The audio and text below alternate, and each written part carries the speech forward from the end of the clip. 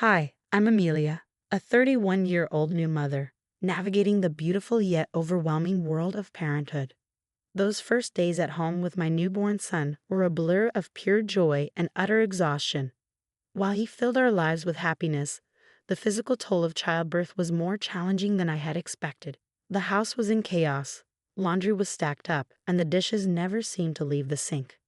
One afternoon, as I was desperately trying to calm my crying baby, the doorbell rang. It was Linda, my mother-in-law, dropping by unannounced. Her eyes quickly scanned the cluttered living room, and I could sense a mix of concern and disapproval settle on her face. "I thought I'd stop by to see how you're managing, dear," Linda said, stepping over a stray baby toy. "Tom mentioned you might need some help." "Thanks, Linda. Things are a bit hectic, but we're managing," I said, doing my best to hide the strain in my voice. Linda moved into the kitchen, where the clatter of dirty dishes seemed to echo my stress. "It looks like you need more than just a little help," she said, her tone sharp.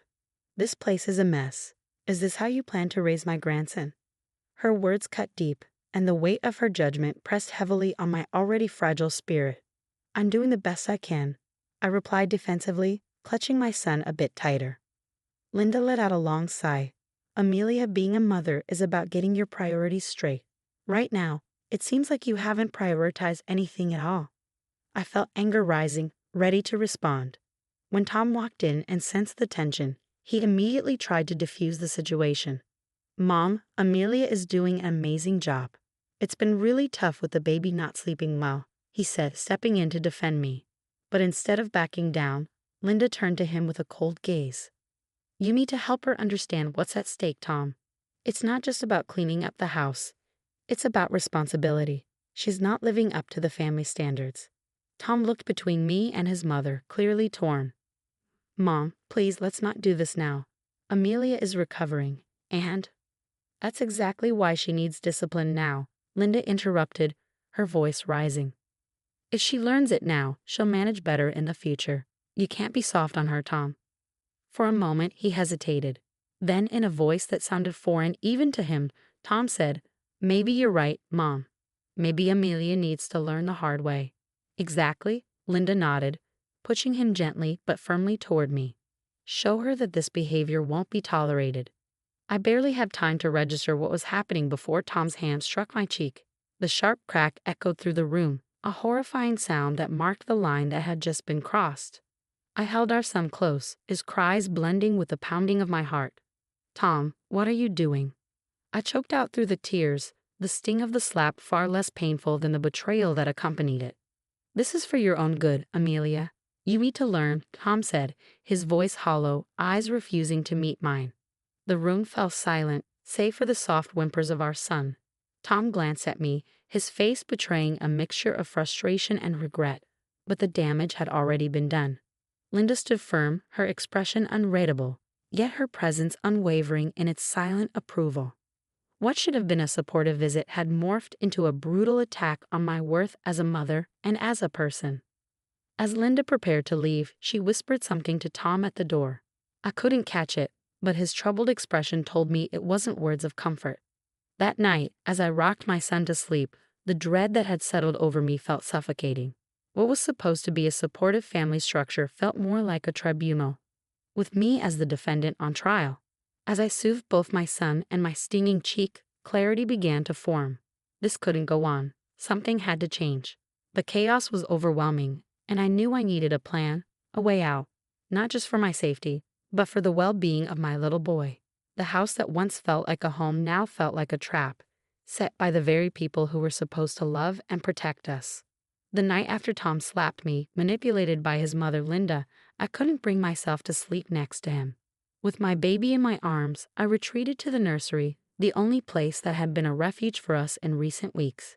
As I rocked my son to sleep, the events of the day played on a loop in my mind, each pass sharpening the pain and betrayal.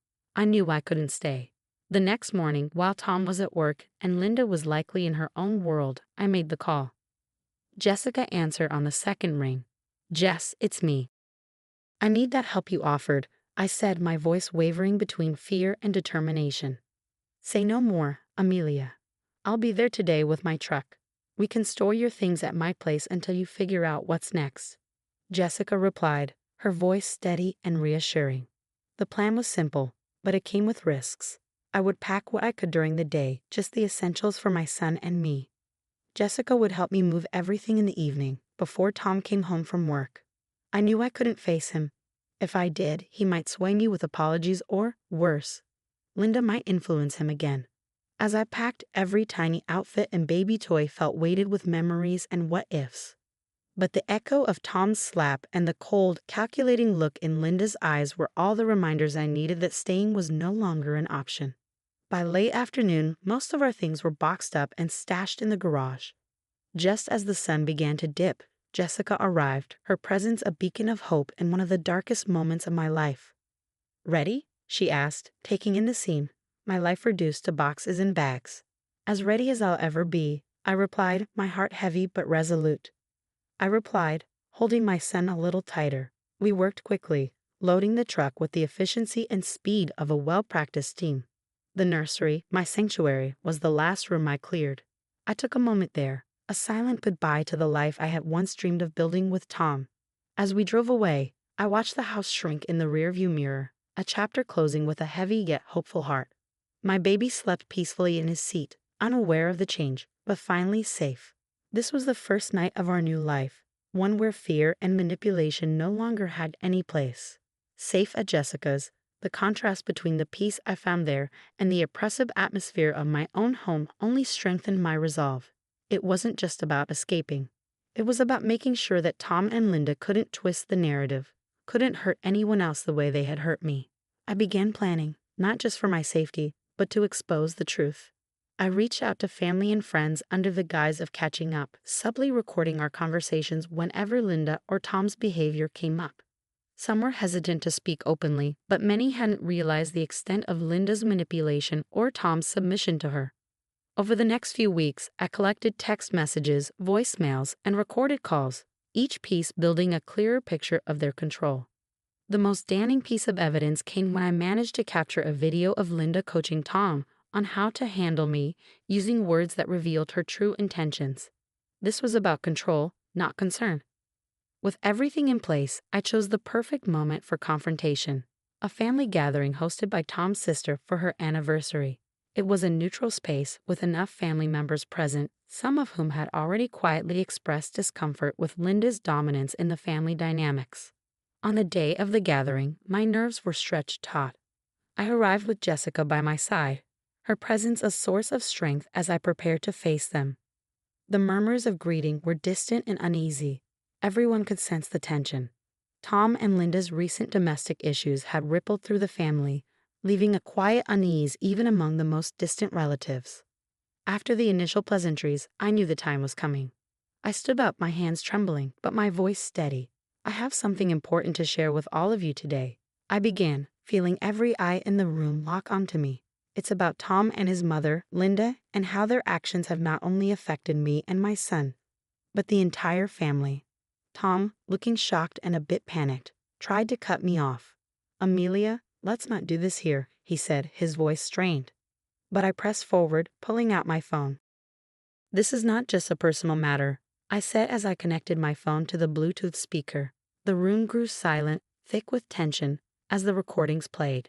Linda's sharp commands, Tom's hesitant compliance, and their plotting to correct my behavior echoed through the room. The reactions around me shifted from surprise to disgust. Tom's aunt, who had always been kind to me, looked especially betrayed. "Is this true, Linda? Were you forcing Tom to do these things?" she demanded. Linda's face contorted with fury and panic as she tried to deflect. "These are taken out of context," she snapped, but her words sounded hollow. Then Tom's cousin, who had been quiet until now, stood up. "No, they're not. We've seen hints of this for years. We just didn't want to believe it." That simple statement shifted everything. The tide turned, and relatives began to share their own observations, their own experiences. Piece by piece, they revealed the portrait of a woman who had manipulated her family for years, hiding behind the guise of a concerned matriarch. Tom sat there, pale and silent, finally realizing the extent of the web his mother had woven around him. As the family meeting dissolved into a heated discussion about Linda's influence, I felt a weight lift off my shoulders. The truth was out, not just for me, but for everyone to see. When a storm of confrontation finally calmed, the room was left with a somber realization. Tom's family, long under Linda's sway, now saw her manipulations for what they truly were. The collective shock was palpable, and the discomfort in the room was undeniable as everyone began to process just how deeply Linda's control had burrowed into their lives. For me, the decision to leave Tom, though painful, was necessary. As the family gathering slowly dispersed, I felt the finality of my choice settle in. I gathered my son, who remained blissfully unaware of the turmoil that had just unfolded. With one last look at the family home, I turned and walked away, knowing that this chapter had finally come to an end. I stepped into the unknown, feeling both a sense of loss and a growing resolve. Tom watched us leave, a mixture of sorrow and resignation in his eyes. His voice, once so familiar, now seemed like a distant echo as he whispered a weak goodbye. Linda, on the other hand, faced a much harsher reality. The family she had so tightly controlled had turned their backs on her, each member grappling with feelings of betrayal and misplaced trust. The blame for the family's unraveling rested squarely on her shoulders. Her attempts to regain control fell on deaf ears. Too much had been revealed, and the collective testimony at the gathering was impossible to ignore. In the weeks that followed, Tom reached out, his messages a mix of apologies, pleas for understanding, and promises of change. But the memory of his hand raised against me, the echo of Linda's influence guiding his actions, were barriers too high to overcome. The trust between us was shattered, and with it, the foundation of our marriage. I found refuge in a small apartment, far from the neighborhood I once called home. It was a place where no one knew my story, a place where I could start over. Jessica remained my rock, helping me navigate this new phase of life. My days became filled with the simple routines of caring for my son and rebuilding a world free from the shadows of the past. The healing process was slow and often painful. There were days when the weight of everything that had happened threatened to overwhelm me, but the freedom to make choices without fear of manipulation or abuse was a powerful motivator. I started therapy, joined support groups for single mothers, and gradually, the pieces of my old self began to come back together, forming someone stronger, more resilient. My son's laughter became my anchor, and his milestones, first steps, first words, were beacons of hope, guiding me forward. As he grew, so did my confidence in our future. I was building a life on my terms, and slowly the pain of the past began to lose its grip. Months turned into a year, and one evening, as I put my son to bed in our cozy living room, filled with his drawings and toys, I reflected on the journey. The pain of the past was still there, but it was now a faint shadow, dwarfed by the light of new beginnings. The support of friends and the unconditional love of my son had woven a safety net strong enough to catch me on the days I faltered. Sitting down with a cup of tea, I felt ready to share my story.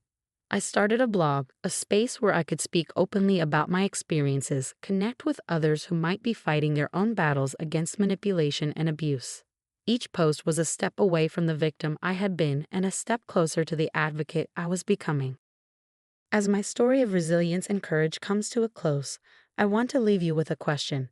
Do you believe it's possible to fully break free from manipulative family dynamics, or do the shadows of such relationships linger in our lives forever?